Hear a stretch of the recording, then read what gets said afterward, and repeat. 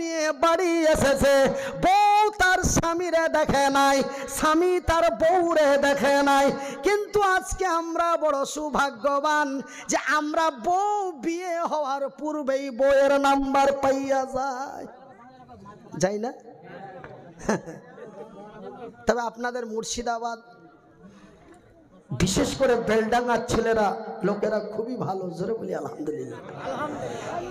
আমাদের ওইদিকে দুলা ভাইয়ের সাথে মেয়ে দেখতে গেল, দুলা ভাইকে চিমটি কেটে বলল নাম্বারটা লাও না আমার ভাইয়েরা। তবে আমরা বিয়ের পূর্বেই বইয়ের নাম্বার পেয়ে যাই দুলা ভাইয়ের সাথে দেখতে যে। কিন্তু আজ থেকে 140, 45, 50, 65, 200, 250 বছর আগে ছেলে তার বড় ভাইয়ের উপরে ডিপেন্ড করত, ছেলে তার মায়ের উপরে ডিপেন্ড করত, ছেলে তার চাচা বাপের উপরে ডিপেন্ড করত। আমার আব্বা যাহা দিবে তাহাই আলহামদুলিল্লাহ। ছেলেরা তখন দেখতে যেত না। তবে আপনারা আমাকে প্রশ্ন করবেন যে ছেলেরা কি বিয়ের আগে বউ দেখতে যেতে পারে না? এটা কি নিষেধ আছেন নবী আল্লাহ তার রসুলের বিধানে? না, ছেলেটা নিজেও যে দেখে আসতে পারে বা সে তার বাবা বড় ভাইকে দায়িত্ব দিয়ে দিতে পারে। দুটোই পরিশ্রম, দুটোই জায়েজ আছে এবং দুটোই করা যায়। কিন্তু সেই জামানার ছেলেরা অত্যন্ত শর্মিন্দা এবং বাবা মা বড় ভাইদের উপরে বড় আস্থা ছিল। ভাইজান বন্ধুরা আমার, সে আব্দুল্লাহ বিন রাওয়াহা বউকে দেখে নাই, বউ তার স্বামীকে দেখে নাই, বিবি তার স্বামীকে দেখে নাই, স্বামী তার বিবিকে দেখে নাই। নতুন বিয়ে করে বউ নিয়ে এসে বাড়িতে রেখেছে। এন সময় আমার নবীর ডাক এসে গেল, হ্যালো আব্দুল্লাহ, বাড়িতে আছো? লাব্বাইক ইয়া রাসূলুল্লাহ, আমি উপস্থিত আছি।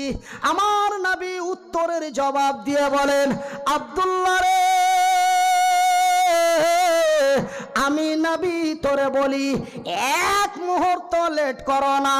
মৌতার প্রান্তে লড়াই চলছে, এই মৌতার প্রান্তে লড়াই হবে, অন্যায়ের প্রতিবাদ হবে, কোরআনের প্রতিষ্ঠিত হবে। আব্দুল্লাহ রে, এক মিনিট লেট করো না, তাড়াতাড়ি তৈরি হয়ে ময়দানে বেরিয়ে যাও। ভাই গো, আমার দয়ার হাবিব নবী মুহাম্মদুর রাসূলুল্লাহ, তিনি অতি রাহমাতুল লিল আলামিন।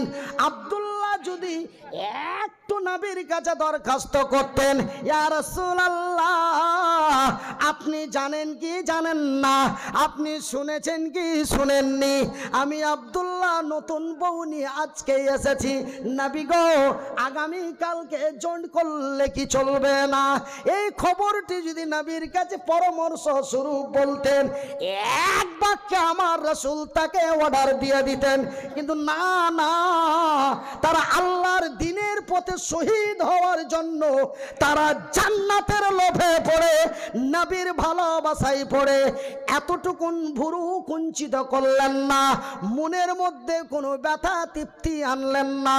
আমার রাসূল দয়ার হাবিব বিশ্বের নবী যখনই শব্দটি ব্যবহার করলেন, রে আব্দুল্লাহ তুমি তাড়াতাড়ি বেরিয়ে যাও, আল্লাহর নবীর কথা শুনে সঙ্গে সঙ্গে আব্দুল্লাহ বিন রাওয়াহা সঙ্গে সঙ্গে হাতে নিলেন তরোয়াল, হাতে নিলেন ঢাল, সরঞ্জাম খাবার বস্তু যা পেলেন নিয়ে তৈরি স্টিল হয়ে বাড়ি থেকে বেরিয়ে চলে যাচ্ছে। হ্যাঁ ভাই গো, এবার যখন বাড়ি থেকে বেরিয়ে চলে যাচ্ছে, বিবি তার পিছন থেকে ডাক দিয়ে বলছে, বিবি তার পিছন থেকে ডাক দিয়ে বলে, ওগো আব্দুল্লাহ, ওগো আমার প্যারা স্বামী, আমার স্বামী জান, রে আমার স্বামী আব্দুল্লাহ, বিদায় কালে একটু দেখা দেওয়া যাবে না? আব্দুল্লাহ উত্তরের জবাব দিয়ে বলে, না রে বিবি, না, আমি তোমার সাথে দেখা করতে পারি না।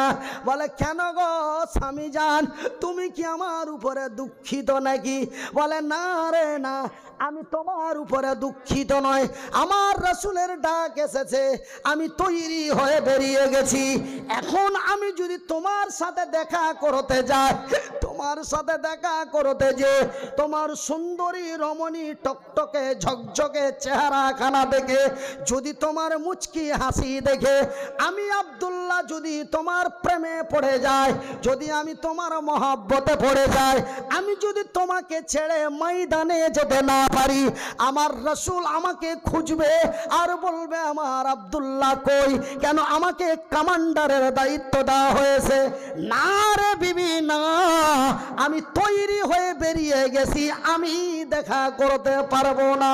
বিবি তার উত্তরের জবাব দিয়ে বলে, রে আব্দুল্লাহ, আল্লাহর কসম দিয়ে বলি, রে আব্দুল্লাহ, সৃষ্টিকর্তার কসম দিয়ে বলি, আমি তোমারে মুচকি হাসি দেব না, আমি তোমাকে কোনো প্রেম নিবেদন করব না, আমি তোমারে কোনো ভালোবাসা তৃপ্তি দিব না, আমি একটু তোমার চেহারা খানা দেখব, আমি তোমার একটু চেহারা খানা দেখতে চাই।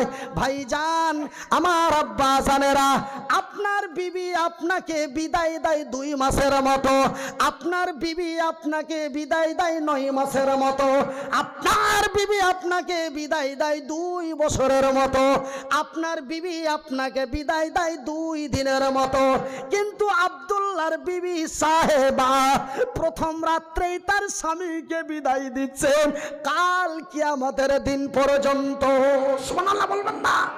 আল্লাহ নারাজ হয়ে যাবে। জোরে বলুন নারায়ে তাকবীর, নারায়ে তাকবীর। কতদিনের মতো স্বামীকে বিদায় দিচ্ছে? কিয়ামত তক। আমার ভাইয়ের, আমার বন্ধুরা, আমার আব্বা জানেরা, তবে ওই আল্লাহর বান্দি আব্দুল্লাহর বিবি সাহেবা, সেই মেয়েটাও কত ধৈর্য ধারিনী, সবুরকারিনী, এক নেক সলেহা মহিলা, যে স্বামীকে সাক্ষাৎ না করে সোহাগ রাত্রে স্বামীকে কি মহব্বতের বিদায় দিচ্ছে। তারা এত বড় বড় ইতিহাসগুলি কেন করতে পেরেছে? তার কারণটা হলো তাদের ভিতরে কিচ্ছু ছিল না, তাদের ভিতরে কিচ্ছু ছিল না। ওয়ানলি শুধুমাত্র 2টি জিনিস খুব খাতারনাক ভাবে ছিল। একটি হলো জান্নাতের লোভ, দ্বিতীয়টি হলো নবীর প্রতি ভালোবাসা। নবীর ভালোবাসায় পড়ে জান্নাতের লোভে পড়ে, নবীর ভালোবাসায় পড়ে জান্নাতের লোভে পড়ে এমন টকটকে ঝকঝকে নওজোয়ান স্টিল বডি চেহারাগুলি রক্তের সাথে মিশিয়ে আল্লাহর জমিন থেকে শহীদ হয়েছে। তাদের একটাই কারণ ছিল আল্লাহর জান্নাত, দ্বিতীয় কারণটি ছিল নবীর মুহাম্মদ। আমার ভাইয়ের, আমার বন্ধুরা, আমি একজন মুসাফির, অসহায়, মাজলুম, মুহতাজ। আজকে আপনাদের হাত দুটি জড়িয়ে বলি, আমি পথের মাঝে আসছিলাম, আমি পথের মাঝে আসতে আসতে আমার শ্বশুর মশাই ফোন করলেন, তিনি বড় অসুস্থ। আমার বিবি সাহেবা বললেন আব্বার জন্য একটু মানুষদের নিয়ে দোয়া করবেন। ভাই গো, আমার আল্লাহ আমারে 2 হাত দেয় নাই, পা দেয় নাই। আমার পূর্বে আমার মুফতি সাহেব বক্তব্য দিচ্ছিলেন, তিনি বললেন মুসাফিরের দোয়া আমার আল্লাহর দরবারে গ্যারান্টি কবুল হয়। তবে তিনি একটা বলেছেন, কিন্তু উনি টাইমের অভাবে আরো 2টি বলেননি। আল্লাহর নবী, দয়ার নবী, বিশ্বর নবী বলেছেন আল্লাহর আকাশের নিচে জমিনের উপরে মাত্র 3 জন অথবা 3 প্রকার তথা 3 শ্রেণী ব্যক্তির দোয়া আমার আল্লাহর দরবারে গ্যারান্টি সহকারে কবুল হয়। এই 3 জন ব্যক্তি বা 3 শ্রেণী ব্যক্তির দোয়া কবুল হয়, এই কথাটা আমি মনিরউদ্দিন বললাম। কেউ সন্দেহ করলো, হোয়াট, এমনটাই কি হতে পারে?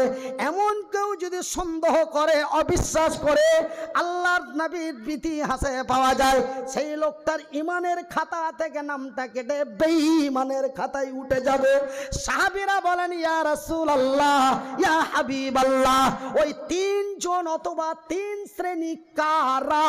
আমার রাসূল দয়ার নবী বিশ্বের নবী বললেন, সহিহ আল বুখারীর হাদিস, রাসূল বললেন ওই ব্যক্তির দোয়া আমার আল্লাহ রিটার্ন করেন না যেই ব্যক্তিটি আল্লাহর জমিনে বড় মুসাফির। নাম্বার 2, ওই ব্যক্তির দোয়া আমার আল্লাহ রিটার্ন করেন না যেই ব্যক্তিটি আল্লাহর জমিনে বড় মাজলুম। নাম্বার 3, ওই ব্যক্তির দোয়া আমার আল্লাহ রিটার্ন করেন না যেই ব্যক্তিটি আল্লাহর জমিনে মা। বুখারীর হাদিস। আমার আল্লাহ মায়ের দোয়া গ্যারান্টি কবুল করেন, আমার আল্লাহ মাজলুমের দোয়া গ্যারান্টি কবুল করেন, আমার আল্লাহ মুসাফিরের দোয়া গ্যারান্টি কবুল করেন। ভাই গো, আমি বিহার থেকে এসেছি বাঙ্গাল, বাঙ্গাল থেকে চলে যাওয়া উড়িষ্যা বর্ডার মেদিনীপুর। এমনি করতে করতে আল্লাহ যদি হায়াতে সুস্থ বাঁচিয়ে রাখে, তবে ভাই গো এপ্রিল মাসের 3 তারিখ পর্যন্ত নয়, জুন মাসের 12 তারিখের আগে একটা দিন ছুটি নাই। আমার ভাইয়ের, আমার বন্ধুরা, এমন প্রতিদিন সফরের হালাতে আপনাদের জন্য দোয়া করব।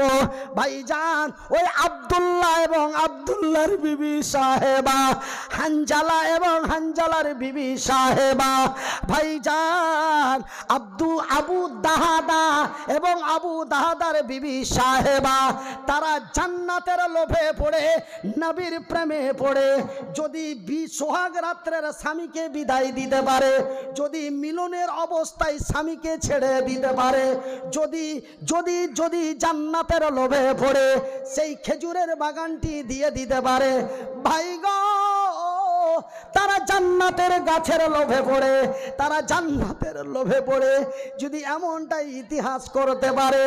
আমার রাসূল দয়ার হাবিব বললেন, সহিহ আল বুখারীর হাদিস, রাসূল বলেন মান বানা লিল্লাহি মসজিদান বানাল্লাহু লাহু বাইতান ফিল জান্নাত। যারা আল্লাহর ঘর বানায়, আল্লাহ তাদের ঘর বানায়।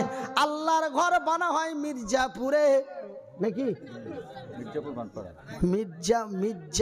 মির্জাপুর আপনার গাঁও মুর্শিদাবাদে ছিল না? সেই নবাবের যুগে তো ওইখান থেকে মির্জাপুর নাকি? আচ্ছা, এটা কোনো একটাতে হয়ে গেছে। তো এই মির্জাপুর, আল্লাহর ঘর বানা হয় মির্জাপুরে। আমার আল্লাহ বান্দার ঘর বানাই তার জান্নাতে। একবার জোরে বলি নারে তাকবীর। আমার ভাইয়ের, আমার বন্ধুরা, আমি মনিরউদ্দিন ঘড়িতে রাত্রি প্রায় 1টা বাজতে যায়। এই মতো হাত দুটি তুলে দোয়া করব, কেউ চলে যাবেন না। দিতে পারুন আর নাই পারুন, দেন আর নাই দেন, এই মতো লোকটির দোয়া নিয়ে যান, এই মতো লোকটিকে দোয়া দিয়ে যান। ভাই গো, আমি মনিরউদ্দিন হাত দুটো দেয় নাই, পা দুটি দেয় নাই, আমার আল্লাহ চোখ দুটি দিয়েছে। আল্লাহর দেওয়া চোখ দুটি দিয়ে আল্লাহ তার রাসূলের বিধি বিধানের মধ্যে পড়ে দেখলাম, মাদ্রাসা মসজিদের চাঁদা কোনো আলেম বা কোনো ব্যক্তি চাইলো, এবার যারা উঠে পাঠে চলে যায় এরা হলো আল্লাহ তার রাসূল এবং নবীর মাদ্রাসা এবং আল্লাহর ঘর মসজিদের বড় 1 নম্বর শত্রু। চা 2 মিনিটের মতো বন্ধ করে, অনলি 2 মিনিট। মারাত্মক কথা হচ্ছে। সবচাইতে বড় শত্রু মসজিদের ওই নবীর মাদ্রাসার বড় শত্রু দুশ্মন ওই যে নবীর ইতিহাসের কথা শুনলো, নবীর জীবনের কথা শুনে চোখের পানি ফেলে জামা ভিজিয়ে দিল। আর আমার নবী বললেন মান বানা লিল্লাহি মসজিদান বানাল্লাহু লাহু বাইতান ফিল জান্নাত। যারা আল্লাহর ঘর বানায় আল্লাহ তাদের ঘর বানায়। আপনারা আছেন, এই মির্জাপুর মসজিদের জন্য একজন দাঁড়িয়ে টাকা 10,000 দিবেন। কথাটা শোনা মাত্রই নিজেও গেল, বন্ধুকে ডেকে নিয়ে চলো, ওয়াজ আর হবে না গো, চাঁদা করছে, বাড়ি চলো। সবচাইতে বড় শত্রু নবীর দুশ্মন ওই ব্যক্তি, যেই ব্যক্তি দানের কথা শুনে চলে গেল এবং অন্যজনকে সাথে ডেকে নিয়ে চলে গেল। আমি মনিরউদ্দিন বলবো, আল্লাহ আপনাকে দেওয়ার ক্ষমতা দেয়নি, আল্লাহ আপনাকে দেওয়ার ক্ষমতা দেয়নি। আপনি চুপচাপ বসে থাকুন। কিন্তু কেউ দিচ্ছে, এই আপনি চুপচাপ বসে থাকুন, কেউ দিচ্ছে ওকে দোয়াটা দিয়ে যান, আল্লাহর রহমত তোর উপরে নাজিল হয়ে যাবে। জোরে বলুন। দান করলো আব্দুল করিম, উপকৃত হলো আব্দুর রহিম। এই বেচারা মনে মনে আমার ওয়াজ শুনছে আর খুব দেমাক লাগাচ্ছে। লোকটা ওয়াজ তো অনেক বক্তার শুনেছি, তো এত উল্টো পাল্টো কথা কেন বলে? হ্যাঁ, যে দান করলো আব্দুর রহিম আর উপকৃত হচ্ছে আব্দুল করিম, এটা কেমন কথা? ভাইজান, আমার আব্বা জানেরা, আব্দুর রহিম টাকা 10,000 দিল। কত দিল? এই চাটা বন্ধ করবে ভাই, আমি তো বললাম অনলি 2 থেকে 4 মিনিট চাটা বন্ধ করো। মারাত্মক কয়েকটা কথা চলছে অনেক জায়গায়। অশিক্ষিত জায়গাতে যখন যায় এই সব কথাগুলি বললে স্টেজ থেকে নামিয়ে দেওয়ার চেষ্টা করে, কিন্তু কথাগুলি খুব আমি জানি। মুর্শিদাবাদের 28টা থানা, মুর্শিদাবাদ জেলার 28টা থানা, তার মধ্যে কয়েকটা থানাতে বড় শিক্ষিত ব্যক্তিরা বাস করেন। তার মধ্যে একটা বেলডাঙ্গা, দ্বিতীয়টা হচ্ছে সুতি অ্যান্ড শামসেরগঞ্জ, জঙ্গিপুর অ্যান্ড রঘুনাথগঞ্জ। এই কয়েকটা থানার মধ্যে শিক্ষিতর হার বেশি আছে। তো ভাইজান, আমি মনিরউদ্দিন যে কথাটা বলছি, যে কি আব্দুর রহিম টাকা 10,000 দিল, আব্দুল করিম রিক্সা চালিয়ে কোন রকম খায়। আব্দুর রহিম বলছে, আল্লাহ তুমি যদি আব্দুর রহিমের করিমের মতো আমারে করতে, আমি এই মতো মানুষটার হাতে 5,000 টাকা দিয়ে একটু দোয়া নিতাম। আল্লাহ তুমি আমাকে এমন এক শক্তি দান করিও। তবে রহিমের টাকা দেওয়া দেখে করিম এই দোয়া আল্লাহর কাছে করলো। আমার আল্লাহ বলে, যা রে যা, তোরেও দিয়ে দিলাম, সামনে জলসাই তুই কি করিস। দেখা গেল করিমের দানে রহিমের পয়সাওয়ালা হয়ে গেল। ওই যে মনের আবেগ নিয়ে আল্লাহকে বললো, আর আল্লাহ কথা শুনে নিয়ে অধন সম্পদ বাড়িয়ে দিল। ওই জন্য আমি আপনাদের বিনীত অনুরোধ করে বলি, দিতে পারুন আর নাই পারুন, বসে থাকুন। আল্লাহ দেওয়ার ক্ষমতা দেয়নি, কিন্তু এইভাবে হাত দুটো তুলে তো ওই ব্যক্তিকে ধোয়া দেওয়ার ক্ষমতা দিয়েছে। আল্লাহ আমি দিতে পারিনি, তুমি আমার গরিব বানিয়েছো। কিন্তু এই বেচারা মসজিদের এয়ার কন্ডিশনের জন্য টাকা 5,000 দিয়েছে। আল্লাহ তুমি তার রুজিতে বরকত দাও। এই যে দোয়া তুই দিয়ে দিলি, আল্লাহর আরশ কেঁপে যাবে তোর উপরে। জোরে বলি না রে তাকবীর। তুমি তো দিলে না, তুমি উঠে পালাচ্ছ, আবার ওকেও তুলে নিয়ে পালাচ্ছ। ওয়াজ আর হবে না গো। কি বলছো বুঝতে পারছো না? এখন টাকা নিবে গো। চলো দিয়ে উঠি পেটি 10-15 মিনিটের মধ্যে জালসাটাকে ভাঙচুর করি ও শেষ করে দিল। এ কত বড় ইসলামের বড় শত্রু, বুঝতে পারছেন লোকটা? আপনারা উঠবেন না, অন্তত নর্মাল 15টা মিনিট। ক মিনিট? Only 15 minute. আমার বলার উদ্দেশ্য হলো, হানজালা জান্নাতের লোভে যদি বিবির মধুর মিলন বাদ দিয়ে শহীদের ময়দানে যেতে পারে, আব্দুল্লাহ বিন রাওয়াহা সুন্দরী রমণীর সাথে সোহাগ রাত্রি মাইনাস করে যদি আল্লাহর দিনের পথে শহীদ হতে যেতে পারে, আবু দাহাদা যার এক সম্পদ ছাড়া কিচ্ছু ছিল না, জান্নাতের গাছের লোভে পড়ে যদি তার ওই সম্পদটা আল্লাহর পথে এক এতিমকে দিয়ে দিতে পারে, আজকের মাহফিলে হানজালার মতো, আব্দুল্লাহর মতো, আবু দাহাদার মতো একজন আল্লাহর বান্দা নেই যে দাঁড়িয়ে বলবেন আমি এই মসজিদের জন্য টাকা 10,000 দেব। আমি মনিরউদ্দিন আল্লাহর কসম দিয়ে বলি, প্রতিদিন প্রতি মাহফিলে আপনাকে স্মরণ করে দোয়া করব। 10,000 টাকা একজন, 5,000 টাকা একজন।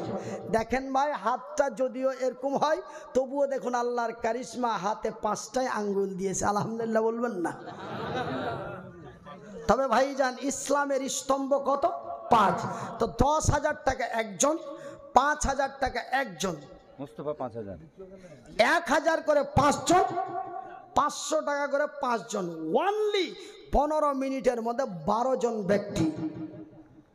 এই যে 500,000 5,000 এবং 10,000 এই ব্যক্তিগুলি যারা আসবেন, আল্লাহ কোরআনের কসম খেতে নিষেধ করেছেন, কিন্তু মানুষ বেকায়দায় পড়া সময়তে কোরআনের কসম খেতে নিজের জীবনের সুরক্ষা করতে যে মানুষ ধর্মগ্রন্থের উপরে হাত রেখে কসম খেয়ে দেয়। এটা হচ্ছে কাবিরা গুনাহ। এই গুনাহ আল্লাহ কখনো ক্ষমা করতে পারেন না, এই গুনাহ আল্লাহ কখনো ক্ষমা করেন না। তো ভাইয়েরা আমার, বন্ধুরা আমার, আব্বাসানের আমার, যদি কোরআনের কসম খাওয়া যদি জায়েজ হতো, আমি মনিরুদ্দিন কোরআনের কসম খেতাম। কিন্তু আমি কোরআনের কসম না খেয়ে আমার সৃষ্টিকর্তার কসম করে বলছি, যিনারা 500, 1000, 5,000, 10,000 এই 12 জন ব্যক্তি আমার হাতে এখানে মুসাফা করে দিবেন, ওই ব্যক্তিদের জন্য আমি অতদিন দোয়া করব যতদিন কবরের মাটি আমার বুকে চাপা না দেবে, আমার সেন্স শূন্য না হবে। প্রত্যেক দিন বিশেষ করে রাত 2টোর পরে আমি আল্লাহর কাছে চাই, সেই টাইমটাতে এই লোকগুলো